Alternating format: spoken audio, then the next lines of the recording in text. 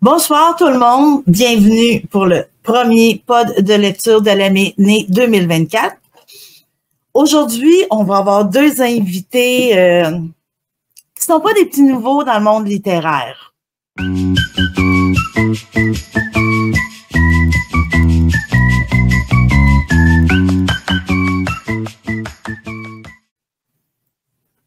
On va parler des chroniques de Sheldon Crane. Actuellement, il y a 2 tomes de disponibles et c'est Richard Cloutier qui va venir nous en parler. Richard Cloutier, natif de Montréal, il s'est fait connaître en écrivant des nouvelles tant au Canada qu'en Europe. Il a aussi écrit des biographies, dont celle de Jack Layton. On s'entend que tout le monde le connaît. Il a aussi fait partie des recueils de nouvelles, dont les 3 recueils maudits. Et il a aussi écrit les chroniques de Maisonneuve qui sont en 5 tomes. Je pense qu'il y en a 4 actuellement. Le 5e est à venir prochainement. OK. Il est aussi l'auteur de la Chronique noire de Maisonneuve, une série de romans noirs colorés par les univers de la finance et de la boxe, où les situations se muent systématiquement en affaires criminelles alors que les morts se succèdent. Donc, Richard Cloutier est aussi un auteur à suivre. Il a été longtemps chroniqueur de boxe et actuellement, il travaille comme journaliste financier. Donc, il est très bien placé au niveau des chroniques et c'est lui qui va faire la chronique des Sheldon Crane de Stéphane Desroches. Notre auteur, Stéphane Desroches, est aussi un homme de Montréal. Il a développé sa carrière sur le tard. Dans son coin, on l'appelle le concierge écrivain. Jeune, il était atteint de, que je me trompe pas, dyslexie, hyperactivité, troubles de sommeil et un TDAH mal diagnostiqué. C'est ça, quand il a atteint un âge plus mature, il a décidé qu'il ne serait pas défini par ces symptômes-là et il a pris un Becherel et il s'est mis à l'étude pour améliorer son vocabulaire. Et on en est fort aise. Donc, c'est lui qui a écrit les chroniques de Sheldon Crane, mais c'est pas ses premiers essais. C'est ses romans Lovecraftien, parce que c'est un grand amoureux des récits de Lovecraft. On est long. Je vais vous énumérer qu'est-ce qu'il a actuellement à son actif. Il a Les créatures insaisissables, qui est une nouvelle qui a été écrite en 2014, Les enfants de Moloch en 2017, Les enfants de Énude, qui est la suite des enfants de Moloch en 2022, Les recueils de l'étrange, volume 1, 2 et 3, et une version de luxe en hardcover en 2022, L'Empire des damnés, qui a collaboré avec Mary Winter en 2022, La Cité mystérieuse, toujours avec Mary Winter en 2022, Les chroniques de Sheldon Crane, le premier en 2022, Les lectures de romans noirs, Projet Cool en 2023, La Dame des Marais, de nouveau avec Mary Winter en 2023, Les chroniques de Sheldon Crane, le 2, qui est sorti en 2023, Le 23 ondes supplications, qui est un recueil d'auteurs. Il y a Les Dossiers d'Apocalypse spécial Noël 2023 et Les recueils maudits 1, 2 et 3, évidemment. Ce qui s'en vient avec lui en 2024, il y a Les chroniques de Sheldon Crane, le 3, le 4, et un projet de recueil horreur fantastique science-fiction qui est pour le cercle des auteurs Lovecraftiens. Donc, on en parle aujourd'hui, mais Stéphane Desroches, on n'a pas fini d'en parler. Et voilà, on s'en vient avec la chronique de Richard Cloutier.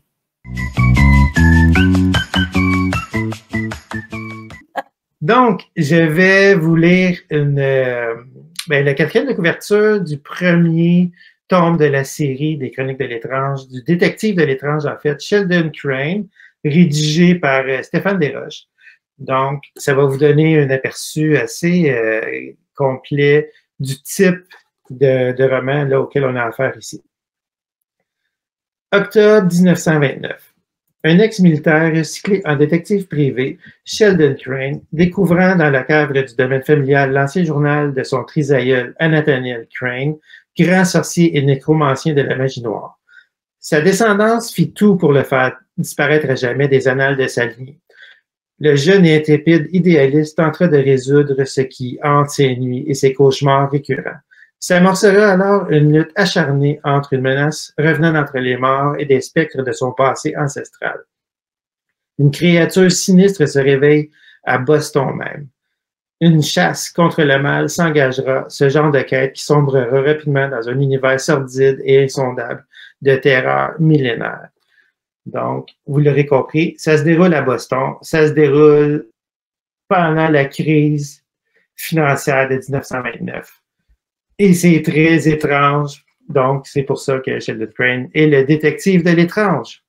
Donc, ben, je vais vous parler des deux premiers titres de la chronique des chroniques de Sheldon Crane. Donc, Le vampire de Drake Mansion. Les chroniques évidemment rédigées par Stéphane Desroches. Et le deuxième livre de la série, Le spectre de Mohican Scalp Inn. Donc, moi, je connais Stéphane depuis quelques années. En fait, on s'est croisés dans plusieurs salons. Puis on a partagé des tables. On a fait plusieurs salons ensemble, en fait. Et ben, Stéphane est surtout connu pour son ouvrage Les enfants de Moloch. Là, le deuxième titre est paru assez récemment, il y a quelques mois. Beaucoup, les personnages sont bien campés, il y a beaucoup de profondeur, et c'est les structures, tout fonctionne très bien. Fait que la lecture se fait là vraiment très bien. Fait que ça, j'étais très heureux de ça. Il y a un mélange d'action, les descriptions, ben, je dirais en fait très autant au niveau du contenu paranormal, pour ceux qui aiment ça, l'intrigue policière est très bonne, tout est bien soutenu. Donc, ça m'a vraiment comme, oh my God, c'était vraiment intéressant. Au point où je me disais, peut-être je devrais aussi lire Les enfants de Moloch, mais j'attends avec impatience le troisième opus de la série comme tel. Je vais vous parler un petit peu plus des ouvrages, de la trame comme telle. Donc, on a différents personnages. Sheldon Crane, qui est le personnage principal qu'on voit en couverture. Ça, c'est la première couverture. Je sais que les couvertures ont été changées au fil des éditions. Donc là, c'est les nouvelles couvertures. On voit les personnages. Donc, Sheldon Crane, c'est un ex-militaire qui s'est converti pour devenir détective. Et comme je l'ai mentionné en lisant la quatrième de couverture, un de ses aïeux, un de ses aïeuls, en fait, était comme je dirais comme une sorte de sorcier, quelqu'un qui s'intéressait à la magie noire. Et Sheldon est tombé sur son journal et ça l'a beaucoup intrigué. Donc, il a fait beaucoup de recherches par rapport à ça. Il a contacté un universitaire réputé dans un peu les choses de magie noire, puis tout ce type de choses-là. Et donc, la personne a vraiment un peu décortiqué le journal, lui a fait comprendre un peu qu'est-ce que ça en était. Et Sheldon Crane s'est intéressé beaucoup plus à tous les phénomènes un peu paranormaux et vraiment fait des recherches plus complètes, ce qui fait qu'il est vraiment devenu un détective de l'étrange. On le voit très bien dans le premier opus. Stéphane s'intéresse beaucoup à tout l'univers paranormal. Donc, il y a beaucoup d'éléments qui ressortent par rapport à ça. Les descriptions sont très bien faites. Je vais en reparler un petit peu plus loin. Mais tout ce qui est, si vous êtes un peu amateur de Lovecraft, c'est vraiment un univers inspiré de ça, donc des thématiques inspirées de ça, mais pas que de ça. Donc, vous allez être en terrain de connaissance là, si vous êtes amateur de Lovecraft à cet égard-là. Dans l'univers de Sheldon Crane, il y a d'autres personnages secondaires qui l'accompagnent. Il y a sa petite amie, Sandy, qui est une personne je dirais, pétillante, courageuse, qui apporte quand même beaucoup de couleurs à l'histoire. Et ce qui est super intéressant, justement, c'est qu'on voit quand même une profondeur à tous les personnages secondaires. Donc, la petite amie, l'oncle, Rex Gordon, qui est lui aussi un détective, mais un détective bien typé de la vieille école, qui boit de l'alcool, puis qui est un peu bougonneux, puis donc ça apporte une couleur, c'est vraiment intéressant. Et ça reste pas en superficiel. Les choses font vraiment progresser l'intrigue, là, donc ça c'est super intéressant, la façon dont les personnages évoluent et apportent des éléments. Également, ben, j'ai parlé tantôt du chercheur universitaire. Donc, il est très présent dans le premier opus. Dans le deuxième livre, on le voit un petit peu moins. Il y a également un journaliste qui est attaché à un journal de Boston. Comme je l'ai mentionné, toute l'intrigue se déroule à Boston dans ces années-là. Et les descriptions de la ville, un peu sociologique même, Stéphane met beaucoup de soin à expliquer ça, à donner des... Et c'est pas trop lourd, ça fait vraiment une bonne couleur. En tout cas, moi, c'est un élément que j'ai beaucoup apprécié de la lecture. Ça apporte vraiment une couche intéressante à l'histoire. C'est pas juste linéaire, c'est pas juste « Ah oui, on a une intrigue, on suit ». Il y a vraiment un univers qui est développé et qui se poursuit vraiment dans le deuxième, avec les personnages secondaires qui continuent d'évoluer et qui permettent de faire évoluer aussi les différentes intrigues. Donc ça, c'est super intéressant. Comme je mentionnais, tout est très cohérent. On sent la présence de ces personnages-là, donc ça, c'est très bien. Les descriptions, comme je mentionnais, c'est des descriptions qui sont quand même abondantes. Au niveau historique, au niveau de l'architecture, des bâtiments, il y a beaucoup de soin là, qui est apporté aux descriptions. Et tout le volet mythologique, on pourrait dire ça, tout ce qui est le volet un peu étrange, parce que ça demeure un détective, donc il y a des intrigues policières avec de l'action, avec des enquêtes, mais évidemment, il y a toujours un volet un peu surnaturel. Dans le premier cas, dans le premier ouvrage, ben, on se rend compte qu'il y a des sociétés secrètes et ben, il y a vraiment des forces occultes avec je dirais, un volet biologique. Je ne veux pas aller trop loin là, pour pas vendre un peu le punch, là, mais un volet vraiment botanique même, je dirais, qui vient de façon surnaturelle pimenter un peu l'histoire. Et dans le deuxième livre, ben là, on a vraiment un peu un melting pot là, de tout ça. On se retrouve avec des intrigues sur les Autochtones, avec un peu de la mythologie des Premières Nations, mythologie mélange avec égyptienne, avec ce qu'on retrouve au niveau des Celtiques aussi. Là, donc, c'est un peu un melting pot de tout ça, ce qui est quand même très cohérent dans le cadre de l'histoire. On n'est pas trop mêlé. Moi, je suis pas un super fan des choses qui sont un peu trop magiques, tout ça. Puis, ben là, je trouvais que ça nourrit l'histoire et que tout est très cohérent, même si c'est surnaturel. Donc, ça, c'est super intéressant. Là. On n'est pas déstabilisé. Et comme je mentionnais, ben, les amateurs de Lovecraft vont retrouver des références puis des éléments quand même pour les amener un peu plus loin dans cet univers-là. Donc, grosso modo, je suis très heureux de peut-être vous mettre la puce à l'oreille ou vous picasser un peu pour vous amener à découvrir ces ouvrages-là. Comme je vous dis, j'ai été agréablement surpris. Déjà, j'étais très intéressé par le thème, par le fait où ça se déroulait, l'époque à laquelle ça se déroulait. Moi, je suis très intéressé par les questions financières, puis surtout dans le premier opus, ben, les sociétés secrètes se déroulent un peu en lien avec la bourgeoisie de Boston, puis on parle du crash boursier, puis il y a quand même des très bonnes références là, dans l'ouvrage, puis qui viennent pas alourdir l'histoire, qui viennent vraiment nourrir ça, puis apporter une couleur.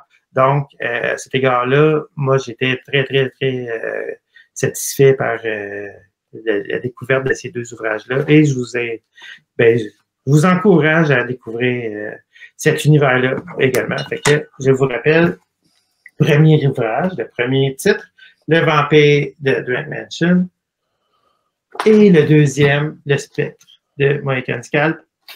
Donc, bonne lecture et merci beaucoup. Et on aura l'occasion d'en discuter davantage avec l'auteur dans quelques minutes. Merci beaucoup, Richard, pour cette chronique qui contient vraiment beaucoup d'informations. Moi, je le dis, je ne les ai pas encore lues. Donc, c'est comme, moi, c'est sûr, du policier, j'aime ça, et de l'étrange en plus. Wow! Merci, Stéphane, d'être avec nous autres. Attendez, oui, attends un peu, là. Moi, je trouve la bonne... Je pense que c'est celle-là. Oui! Il faut laisser toute la place à Stéphane. Là. Ouais, bonsoir tout le monde. Donc... merci Pascal pour cette belle opportunité. Merci. Merci c'est le fun de te retrouver ensemble. Ouais. Là, ce que j'aimerais... Là, on va passer... Bon, là, on va faire un peu de blabla. Là, Yann, il va couper ce petit bout-là. Parce que tantôt, j'en ai parlé avec Richard, tu n'étais pas encore là. Là, la prochaine étape, on va poursuivre au niveau de la chronique. Donc, Stéphane, si tu as des questions pour Richard pour la lecture qu'il a faite, là, OK. Donc là, on va laisser passer un petit bout pour qu'il coupe. Okay. Donc, Stéphane, est-ce que tu as des questions à poser à Richard en rapport avec la lecture de tes chroniques? Techniquement, il a été très complet dans son résumé. Je suis content de savoir que les différents protagonistes, différents personnages l'ont quand même assez marqué. C'est dans ça que moi, c'est ça ma force. Donc, moi, en tout cas, Stéphane, c'est vraiment, comme je disais, là, j'étais quand même très content, puis je trouvais, là, c'est comme, tu lis ça, puis ça se lit tout seul, là, c'est vraiment, mais en même temps, c'est très riche comme contenu. Je me disais, les recherches, tant, là, tout le volet, comme je parlais du crash de 29, tout ce volet-là est quand même super bien documenté. Ça vient nourrir l'histoire. Mais c'est quand même, tu sais, moi, je suis journaliste financier, fait que là, c'est pas écrit, c'est pas n'importe quoi, puis c'est pas écrit un peu. Tu sais, c'est vraiment super bien fait, c'est bien amené, mais à tous les niveaux, c'est pas trop lourd, tu lis ça, puis ça fait vraiment, ça ajoute, ça te fait avancer dans l'intrigue en même temps, ça apporte une profondeur à l'histoire et au personnage, parce que il y a un journaliste de Journal de Boston qui est là. La façon dont lui écrit ses choses, puis amène les choses, ça fait amener. Puis tout le volet aussi des mythologies, puis ça, il y a vraiment énormément de recherches. Qu'est-ce qui t'a amené à vouloir aborder ces sujets-là? En tout cas, pourquoi tu as choisi cette époque-là? Puis, tu sais, la description de la ville à cette époque-là, de tout le volet sociologique des gens qui vivaient de telle façon, la description de Boston, quand tu te promènes dans les rues, tu sais, on voit, là, tout ça, c'est comme, visuellement, quand tu le lis, c'est super intéressant. Fait super recherche, fait que tu as dû mettre beaucoup de temps, puis pourquoi tu as choisi ce cadre-là pour tes histoires? Qu'est-ce qui t'a poussé à faire ça? Tu sais, Lovecraft m'inspire beaucoup. Howard Philip Lovecraft. Il a cristallisé ses nouvelles dans son contemporain à lui, donc, moi, comme je m'inspire de lui, je me suis projeté dans ces années-là. Et Lovecraft a eu une trollée de suivants qui, par la suite, se sont mis à écrire comme dans son genre. On appelle ça, tu sais, le cercle des auteurs Lovecraftiens, c'est que c'est des gens qui ont repris la balle au bon. Tu sais, moi, je suis comme le rejeton de tout ça. Puis je suis pas seul. On est quand même plusieurs auteurs, autant en Europe, aux États-Unis qu'au Canada, là, à s'intéresser à cet univers-là et à essayer de l'enrichir. Moi, j'ai pas récupéré les traditionnels thèmes, créatures. Moi, j'invente en parallèle. Dans le fond, j'agrandis que ce soit le bestiaire ou comme les sociétés secrètes.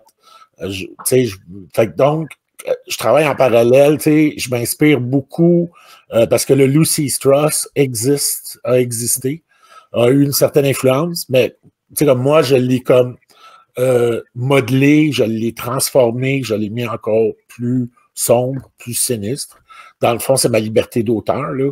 Mais je dois dire qu'à chaque chose que j'avance, je vais devoir, je me donne une obligation de faire des recherches.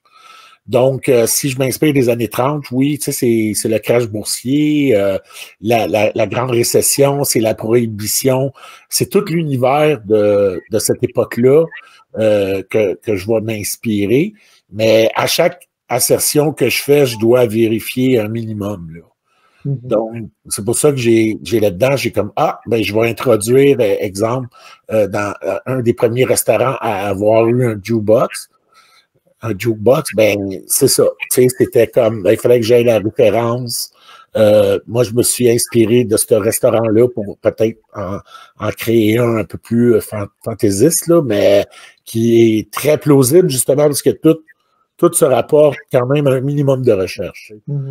Moi, j'ai une question par rapport à ce que tu nous racontes, c'est que, OK, tu parles de l'univers, un petit peu, tu t'inspires de Lovecraft. Est-ce que c'est la raison pourquoi ça se passe à Boston et la raison pour laquelle, justement, c'est dans les années du crash boursier? Ou c'est un choix personnel? Je veux dire, en soi, c'est un choix personnel parce que, parce que la série des Sheldon Crane va être en 13 volumes, va avancer un petit peu dans le temps. Arbitrairement, j'ai regardé la date de naissance de mon personnage. Son implication lui a été à la Grande Guerre. À l'époque où le roman commence en 1929, plus jamais de Grande Guerre comme ça. Donc, on parle de la Grande Guerre. J'aurais pu écrire la Première Guerre mondiale. Ça, c'est un exemple que je vous donne très flagrant. Des fois que ça aurait pu faire comme un bizarre contraste, là. J'ai été à la Première Guerre. Mais, c'est ça. Sauf que, moi, à partir de ça, c'est une ligne du temps que je continue à opérer, mais avec, on pourrait dire quasiment que c'est une ligne parallèle. Là-dedans, je laisse fortement impliquer que des groupes occultes financent, exemple, des révolutionnaires ou dans le fond, des groupuscules qui veulent imposer un nouvel ordre. Donc, déjà, j'amène comme il y a des éléments qui pourraient découler, exemple, sur la montée du fascisme ou des nazis. Mais déjà, en 1929, l'Italie touche à ça, puis en Allemagne, ça brasse, mais les nazis n'ont pas encore pris le pouvoir. Donc, je voulais, moi, quand il y a quelque chose, quand j'écris, je sais que tel filon est exploité, exemple, Indiana Jones, je vais comme, absolument qu'il faut que je trouve mon jardin à moi puis le cultiver. Mais, il y a plein de références, il y a toujours plein de choses. Il y a même des références dans le premier roman qui passent presque inaperçus, mais qui, plus tard, on pourrait faire un lien, un article de journal qui a parlé d'un événement anodin, cette journée-là, mais je suis un petit peu la ligne du temps. Même, j'étais rendu à un moment donné crackpot parce que là, j'allais voir les almanachs pour les températures, mais j'ai décidé arbitrairement, pour les besoins de l'histoire, je me garde d'un côté, mais à un moment donné, là, je faisais, mais c'est ça, mais c'est ce qui est le fun, c'est justement de me laisser une marge créatrice, là, Mais ton exemple de la Première Guerre mondiale, je trouve ça tellement... on y pense pas. Quand on est lecteur, on y pense pas nécessairement. Mais c'est vrai que c'était avant la deuxième. Fait que pourquoi l'appeler la première quand il n'y en a pas eu d'autres encore? Puis... même dans les c'est ça, puis dans les descriptions, parce que le concept de Shelton Crane, c'est qu'il y a une partie qui est narrative. C'est un narrateur qui va parler comme on pourrait dire comme la première personne, mais j'offre aux personnages, je fonctionne par acte 1, 2, 3. Puis entre ça, ben, il y a les mémoires des personnages qui est un peu comme des réflexions. Là, c'est là que ça devient personnel, parce que le personnage va avoir sa vision, sa perspective propre, qui va différer d'un autre personnage. Donc, dans un paragraphe, on pourrait, mettons, un personnage X pourrait dire « Ah, moi, la soirée a été super, tu sais, j'ai eu beaucoup de plaisir. » Puis, dans l'autre paragraphe, là, c'est la perspective d'un autre personnage qui, lui, va dire « Man, je me suis emmerdé solide. » Donc, ben, c'est ce qui est intéressant. C'est pour le lecteur, il navigue autour, tu sais. Pour le lecteur, ben, il va naviguer entre ces deux visions-là. C'est ce qui rend, je suis peut-être probablement pas le premier à faire ça, mais moi, je trouvais que cette approche-là était bonne parce que je voulais justement avoir le ressenti des personnages. Oui, puis ça passe bien parce que justement, ça permet des fois de faire une petite rétrospective puis d'aller un petit peu plus en avant, donc d'aller un petit peu plus loin. Donc ça, c'est super intéressant aussi comme concept. Moi, je trouvais ça bien, puis je le mentionne, là, mais chacun des personnages a aussi sa façon de s'exprimer. Donc, tu as le narrateur omniscient qui raconte, ben, on suit l'histoire. Puis là, chacun des personnages apporte sa petite couleur aussi dans un... Ben, c'est ça, c'est comme ses mémoires. Là. Donc, c'est comme si c'est un petit journal personnel de chacun. Donc, ça permet des fois d'approfondir des petits éléments, de faire progresser l'histoire. Fait que ça, c'est super bien amené aussi. Et tu ouvres beaucoup de portes.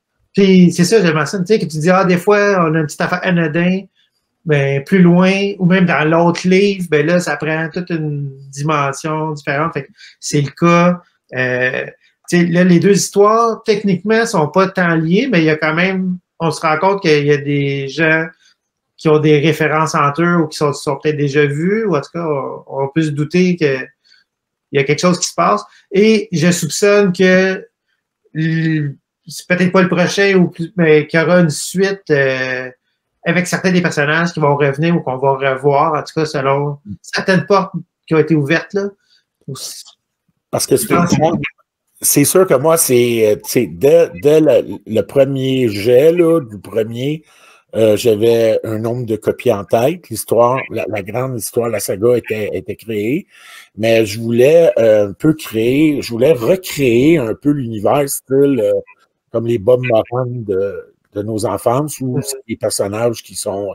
C'est sûr et certain que dans un mathématicien pourrait dire, écoute, tu vas faire les statistiques de tout ce qui va arriver à tes personnages, puis c'est rien improbable, là. Tu peux vivre une expérience surnaturelle une fois dans ta vie, mais c'est pour ça que j'ai l'approche fantastique un peu plus.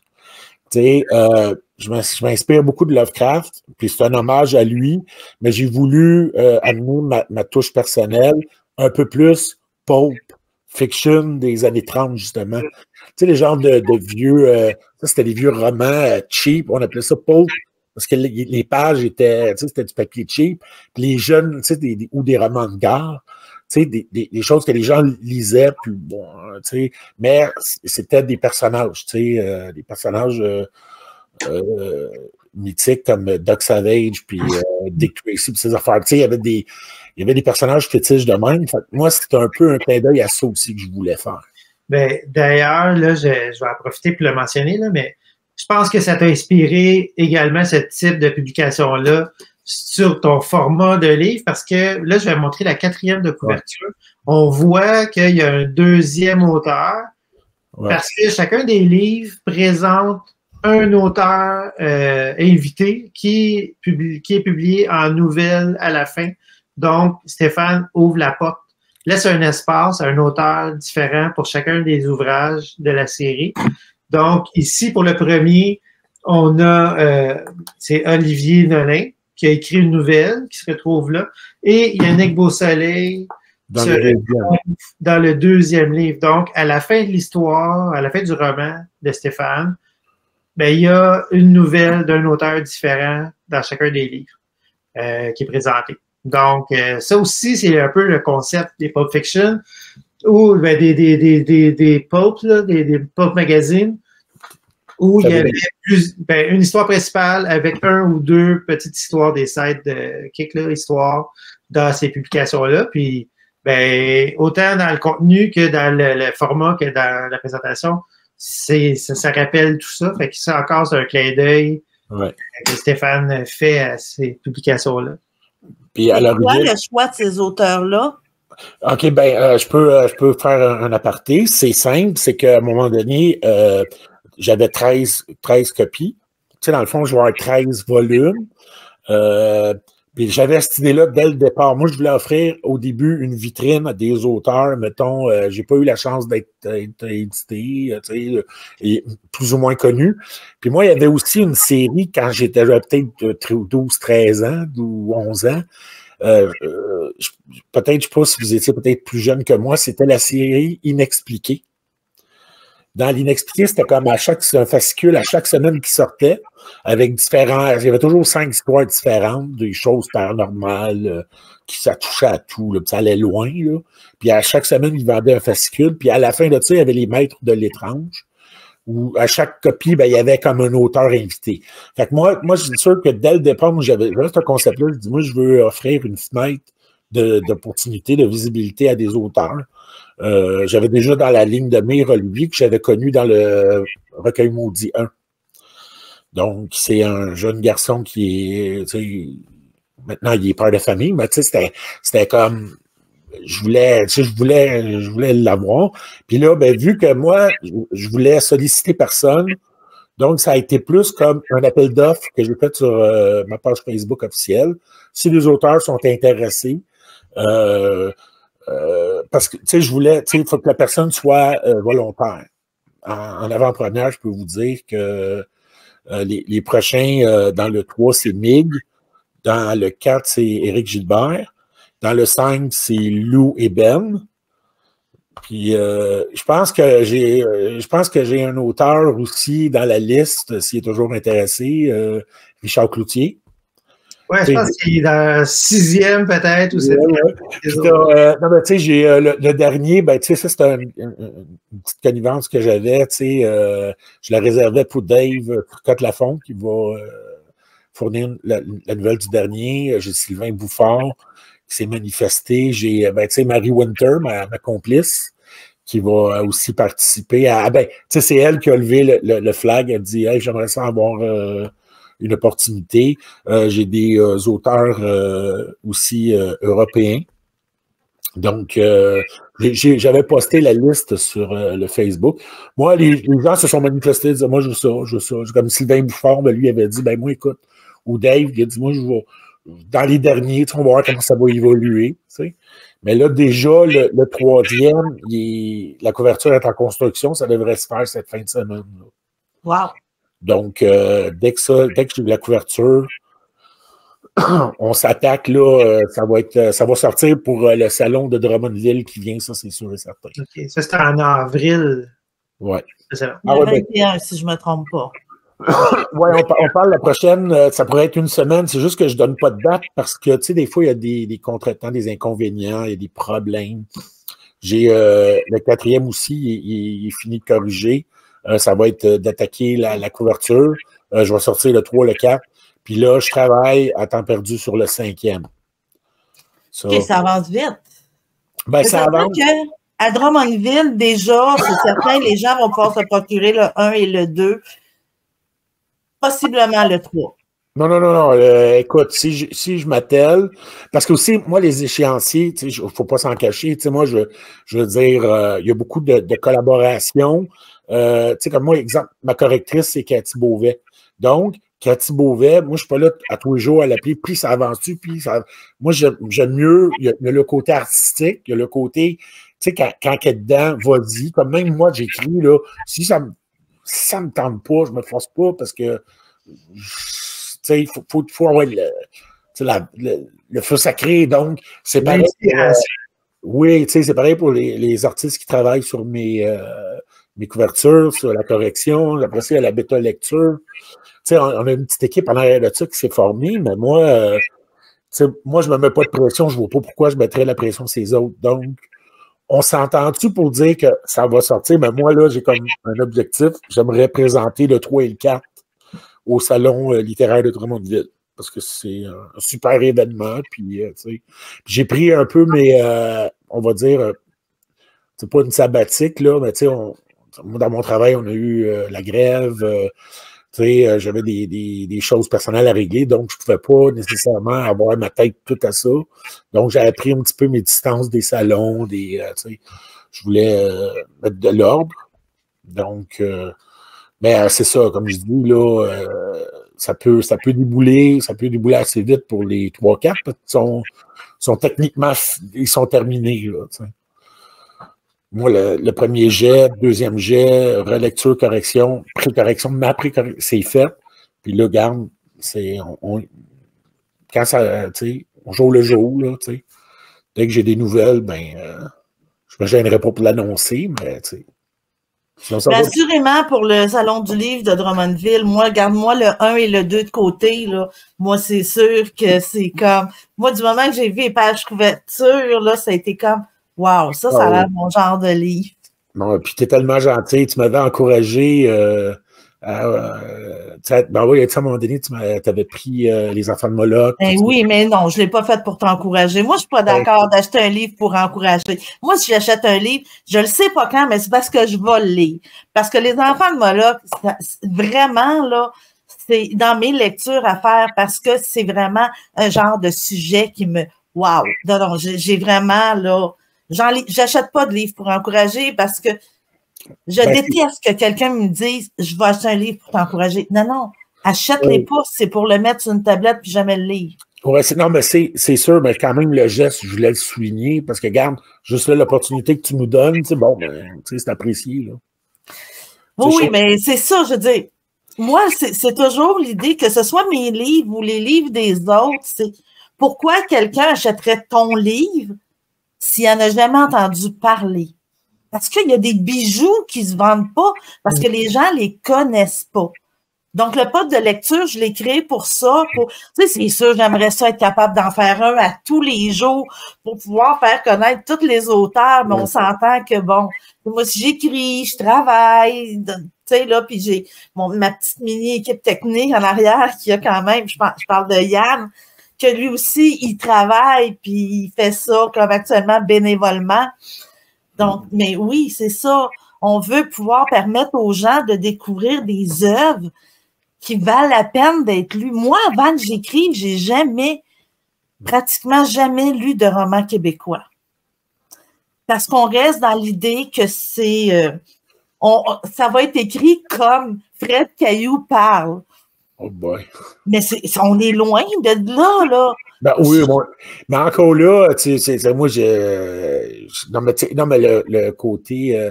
Parce que moi, j'ai participé à l'Infernale Pureté de Pierre Davy, puis Alain Leclerc, tout ça. Bon, on était 5 auteurs. Puis, moi, j'ai pris l'angle dans celui-là.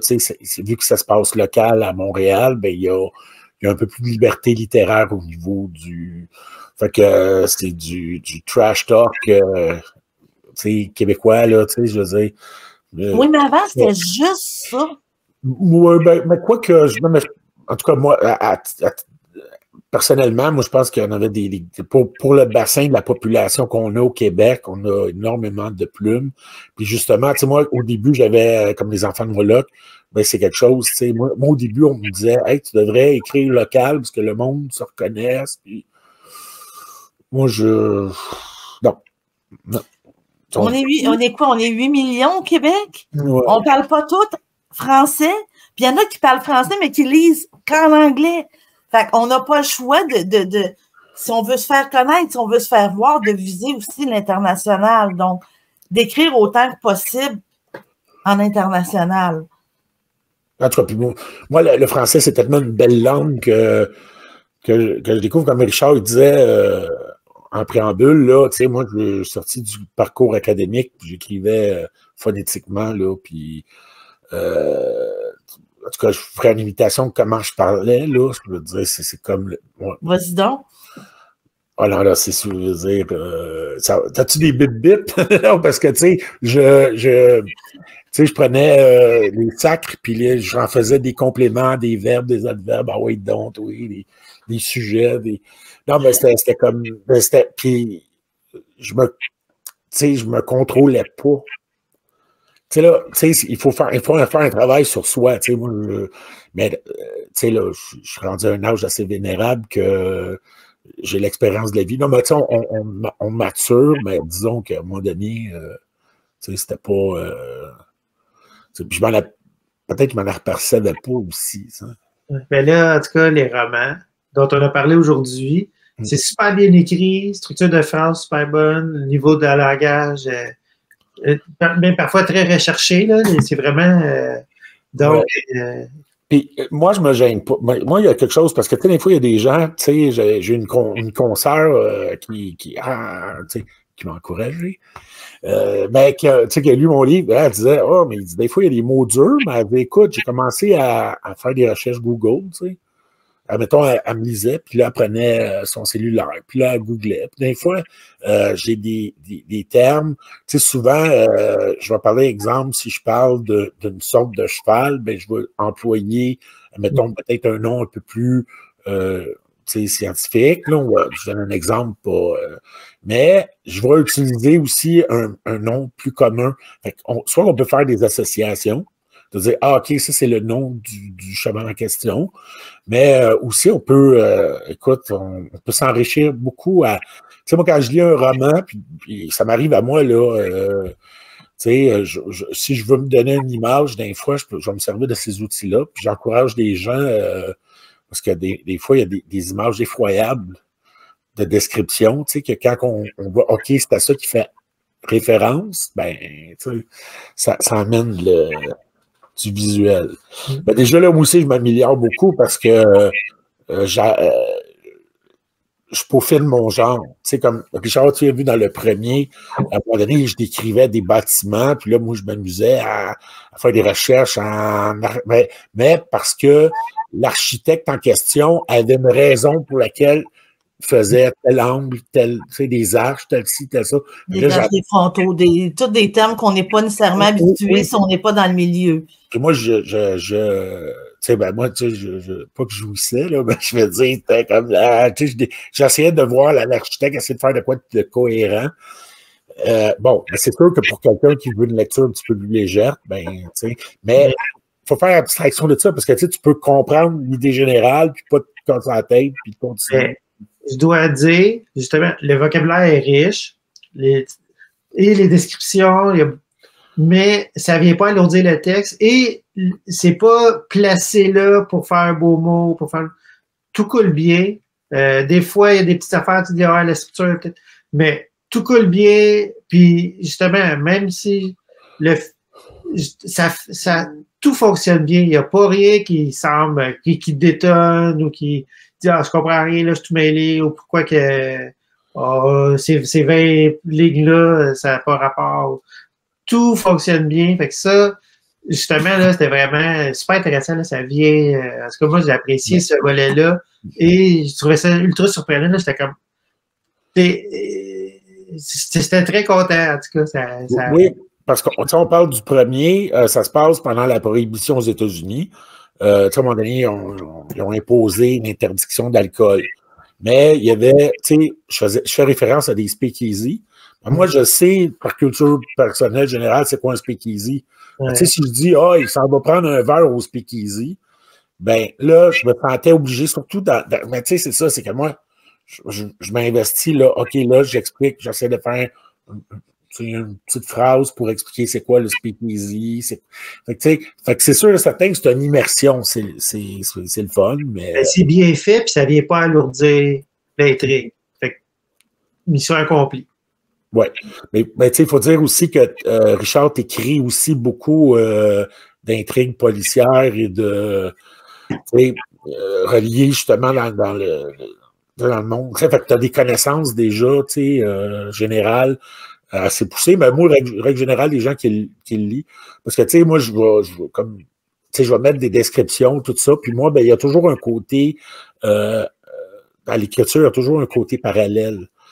C'est-à-dire, tu sais, comme on parlait des enfants de Moloch, mais les enfants de Moloch, c'est une fiction, mais qui fait référence à beaucoup de choses qui ont racine dans notre existence. Donc, la personne peut se dire, ben écoute, tu décris tu décris une scène, quelque chose, mais la personne peut, en faisant des recherches sur Internet, trouver des références. C'est la raison pour laquelle moi j'avais des lecteurs ou des lectrices, c'est surtout 9 femmes, tu sais, c'est 9 femmes sur 10 lecteurs, c'est des femmes. Donc, je veux dire, c'est des lectrices souvent qui m'écrivaient et disaient, hey, tu fais-tu référence au Bohemian Grove? Ou non? Ben oui, ben, tu sais, je veux dire, bravo, parce que, tu sais, c'est ça, les gens s'intéressaient, puis, ou ils m'écrivaient pour m'informer, hey, toi, tu connais-tu le Bohemian Grove? Ou, tu sais, donc, tu sais, comme si, ben, c'est parce que c'est l'inspiration de la trame de fond, tu sais, c'est sûr que je le connais, sauf que c'est un petit velours, parce que, tu sais, la personne, ça veut dire qu'elle s'est accrochée à l'histoire, puis elle a fait ces liens-là, qui sont quand même subtils, puis, tu sais, ben, c'est pour ça, tu sais, c'est pour ça qu'il y a, oui, il y a toujours de la recherche, il y a toujours des petits crochets, des petits cues. Si mettons, tu sais, Richard, comme tu l'as lu, tu sais, il y a le Lucy's Trust. Ben, tu sais, tu devais connaître ça, toi, parce que justement, les années 20, là, ça, tu sais, comme des associations universitaires. Sauf que moi, tu sais, je vais amener ça à une dimension plus gros que nature, mais c'est mon plaisir, tu sais. Mm. C'est ta liberté d'auteur. Puis c'est ça, comme je dis, tu as plusieurs clins d'œil qui sont faits. Fait il y a des personnes qui vont accrocher certains, d'autres à d'autres. Il y en a qui vont pas voir ça, mais ça change rien. Dans l'histoire, tout s'imbrique bien. Fait que les gens comprennent les allusions ou non, ben c'est pas grave, mais pour ceux qui vont voir telle affaire que tu as amené spécifiquement, ben là, c'est le fun parce que là, tu as une référence, puis tu dis, ah ouais, là, il a parlé de telle affaire, puis ouais. Mais là, c'est sûr que là, tu as ta liberté d'auteur puis que tu as un peu apporté la couleur de Stéphane dans tout ça. Tu sais, je pourrais ouvrir une parenthèse. Tu sais, c'est comme quand les gens ont lu Dan Brown avec le Da Vinci Code au début, ben Dan Brown, ce qu'il a fait, c'est qu'il a récupéré une théorie des années 70 qui était, on appelait ça à l'époque des crypto-francs-maçons. C'est des gars qui, bon, ils ont tout ce qui repose, toute la théorie dans le Da Vinci Code était déjà connue, c'était déjà des bunkies des années 70-80, mais l'histoire était très intéressante. Fait que lui, il en a fait un roman. Donc, sans dire, c'est pas tout à fait ce que j'ai fait, mais on pourrait dire que ça s'apparente. Parce que oui, puis tu t'inspires de plusieurs mythologies, entre autres là, pour le deuxième roman. Beaucoup d'éléments folkloriques des Premières Nations, mythologie celtique, même au niveau du vaudou, il y a vraiment un mélange de plusieurs volets plus mystiques, mais qui s'imbriquent bien dans le cadre de cette histoire-là. Et comme tu disais, ben oui, Sheldon Crane, il en arrive des affaires dans la vie parce qu'il raconte toutes sortes d'affaires un peu étranges, mais c'est pour ça. C'est le détective de l'étrange, fait que ceci explique cela. Ouais. La question, je pense, la plus importante actuellement que les gens doivent se poser en nous écoutant, c'est où est-ce qu'on peut se les procurer, ces livres-là, en dehors du salon du livre de Drummondville? Ben, tu sais, moi, comme dans mon premier roman, j'ai été édité. J'aime pas, j'ai pas aimé, moi, à titre personnel, l'expérience, donc je suis auto-édité. Je suis mon propre capitaine à bord. Vu que je suis dans une mare, ben, je reste pas pogné des écueils. Fait que moi, c'est disponible sur Amazon très facilement. Papier et numérique? Papier, version numérique, Kindle, e-book, là, je veux dire. Ça, c'est sûr.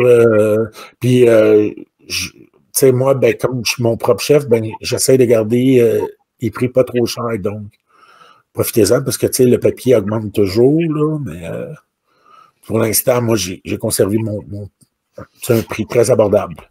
est-ce qu'on peut, admettons par message, te faire des commandes si on voudrait des copies dédicacées ou à ce moment-là, on trouve un moyen de se déplacer dans les événements où tu es présent? Écoute, moi, je suis multiclassé. Je suis un peu comme Richard, c'est la même chose. Tu sais, on développe, nous autres, le système D. Fait que moi, c'est sûr et certain que des fois, je pars avec ma voiture, j'ai 3-4 personnes dans un coin, soit qu'on se donne un rendez-vous dans un café, on prend cet après-midi pour jaser, ou que moi, je me déplace. Des fois, moi, des fois, c'est des personnes âgées qui n'ont pas de voiture. Fait que, un, je me déplace. Deux, à l'époque COVID, là, moi, j'ai englouti des fortunes parce que parce que nous, quand on envoie par la poste, il y a un frais. On n'a pas le choix, on n'a pas le choix. C'est pas que les dédicaces, mais il y a une époque où les gens étaient prêts à débourser, mais là, c'est rendu les fourchettes de prix, c'est assez élevé parce que moi, vu que c'est des bonnes briques, des fois, j'ai des gens qui me commandent trois volumes, donc, veut pas au niveau poids, au niveau, je peux pas charger full prix de la poste à la personne parce que, moi, je trouve ça indécent. Mais, ça vient assez cher. Mais si la personne est prête à débourser, à aider, à prendre une partie des frais, moi, ça me fait plaisir. Écoute, il y a une période où je pouvais envoyer 20 livres par semaine. J'étais toujours rendu au bureau de poste. Un comptoir postal dans un centre commercial. Quelqu'un me voyait arriver toujours. Mais l'affaire, les fois, c'est qu'on peut prendre des boîtes, des boîtes comme prépayées. Tu payes, nonobstant du poids, tu payes, là, tu peux. Mais c'est rendu. Ouais, ben c'est pratique pour tu sais, moi, j'ai des volumes des éditions de luxe, des bonnes briques, donc ça, c'est quand même pratique, mais ça vient à peu près à 22 piastres pour un shipping, tu sais, moi, je vends le livre, ce prix-là, tu sais, c'est quasi indécent, tandis que les gens de plus en plus utilisent Amazon Prime. Comme ça, pas de livraison. La livraison est gratuite. Oui, dans le fond, les gens... L'idéal, c'est que les gens commandent via Amazon, puis essaient de te voir dans les salons pour faire signer par la suite, ou prend un arrangement pour que vous puissiez vous croiser quelque part. Je pense que s'ils sont dans des endroits pas trop loin, ou justement, si tu accumules des listes de noms, te dire, ben là, je m'en vais dans ce coin-là, puis en même temps, je vais aller prendre un café avec le monde. Puis je pense que les lecteurs aiment ça, aller prendre un café avec les auteurs. Ouais. Ben, non, mais effectivement, les gens... ce que les gens apprécient beaucoup des petits... on fait toujours... Richard faisait les fameux Fiesta, qui était un genre de soir, un 5 à 7, dans un petit pub. C'était quoi, un genre de petit lounge, là, d'un pub, là. Ouais. Puis c'était un petit coin pour nous. Puis là, ben, on s'installait là, 7-8 auteurs, puis on se mettait disponible pour les gens, tu sais. Fait que c'est sûr que ces petits événements-là, moi, ce que j'aime de ça, c'est d'être en contact, d'avoir le temps de parler. Parce que souvent, le lecteur, ben, tu disais tantôt, moi, j'ai combien de gens que ont acheté mon livre, pas tant pour la couverture, pas tant pour le contenu, mais parce qu'on avait échangé, puis, tu sais, j'ai pas peur de le dire, c'est des gens qui nous encouragent, là, je veux dire, on a besoin de notre lectorat, tu sais. Oui, puis les lecteurs aussi, je l'ai entendu dernièrement, vont réagir quand ils trouvent les auteurs sympathiques. Fait en quelque part, moi, je pensais pas que ça influencerait, là, mais oui, tu as peut-être plus le goût de découvrir un nouvel auteur en l'encourageant. Oui, si tu as trouvé la personne sympathique, que si l'autre a l'air bête puis il t'envoie pratiquement chier. Ouais. Ben là, c'est sûr que quand tu as une interaction avec les lecteurs, puis là, ben, ils ont comme un peu l'impression aussi d'entrer dans ton univers, tout ça. Fait que là, il y a comme une dimension complémentaire à tout ça. Fait que de vouloir lire ce que cette personne-là avec qui tu as interagi, ben c'est ça, je pense que les lecteurs trouvent comme créer une relation. Puis là, s'ils ont aimé l'interaction, s'ils ont aimé les conversations, puis ils trouvent Stéphane, je l'ai vu souvent dans les salons, puis il est très volubile, puis il aime ça parler, puis ça. Fait que c'est clair que les gens, après ça, ils disent, ah ben là, je veux savoir qu'est-ce qu'il écrit, ce gars-là. Fait que, tombe dans le sens. Oui, souvent, oui, puis, tu sais, comme moi, j'ai eu des, moi, non, parce que je dis ça, non, parce que, non, mais Richard, il a été témoin. J'ai eu comme des petits problèmes de santé. Ça allait pas bien. J'avais des problèmes à l'extérieur, tu sais, qui n'ont rien à voir avec le monde des livres, mais tu te présentes à un salon, puis tu as le mal de l'âme, tu sais, t'es pas bien, là, tu sais, t'es pas bien, tu peux pas être bien. Tu sais, tu peux pas, tu sais, c'est plus dur de, tu sais, tu peux mettre un masque, mais tu peux, tu sais, jusqu'à un certain point, tu peux pas mentir aux gens, là, tu sais. Quand ça va pas, ça va pas. C'est pour ça, tu sais, tu sais, fait que moi, je remonte la pente, fait que tu sais, c'est ça, là. Mais, tu sais, Richard, à un moment donné, il me voyait, puis j'étais comme, je file pas, tu sais. Moi, genre, j'avais déjà entendu ça, ta bouche sourit, mais pas tes yeux. Ouais, ben c'est ça. Ouais, justement, c'est pour ça que je te dis, tu sais, les gens, tu sais, il faut être soi-même, il faut être bien dans sa peau. Tu sais.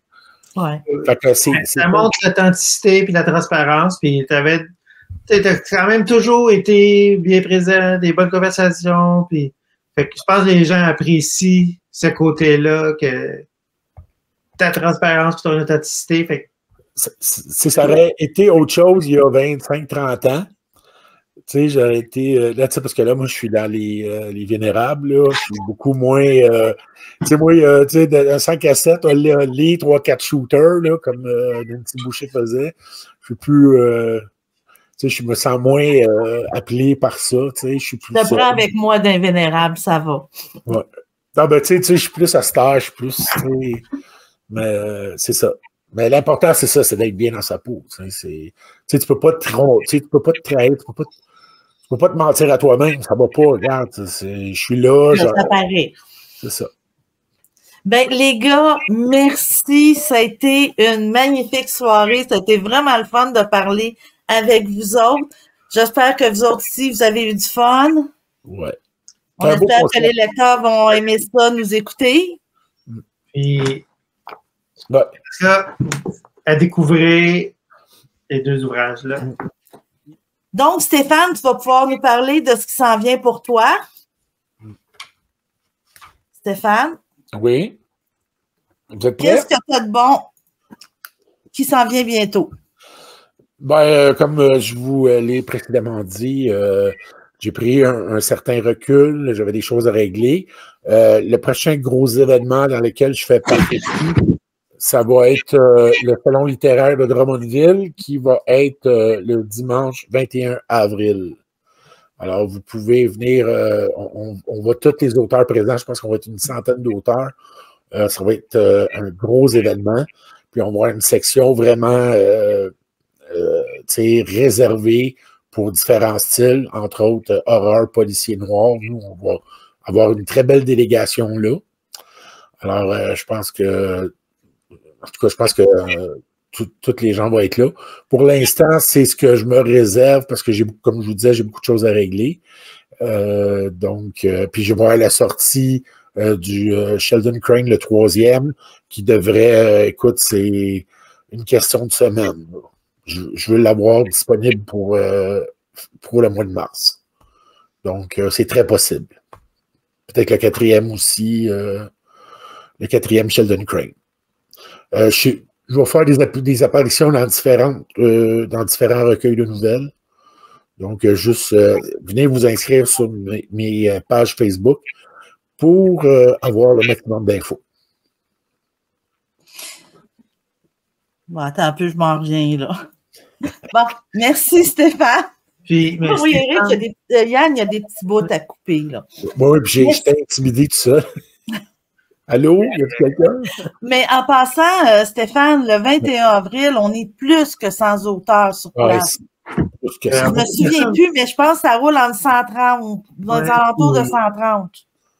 À moins que je me trompe, Stéphane, en plus, Marie Winter, qui est ta co-autrice pour d'autres ouvrages que tu as fait, va être sur place. C'est une Belge qui va venir exceptionnellement pour participer à ce salon-là. Donc, ça, les gens qui voudront faire signer les livres avec vos 2 signatures, là, c'est le moment ou jamais. C'est bon.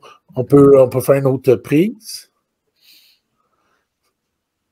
Ah, tu veux faire une autre reprise où tu vas dire que Mary Winter va être là? Non, non, parce que je trouve que c'est très bon, puis je m'en veux de ne pas y avoir pensé, là.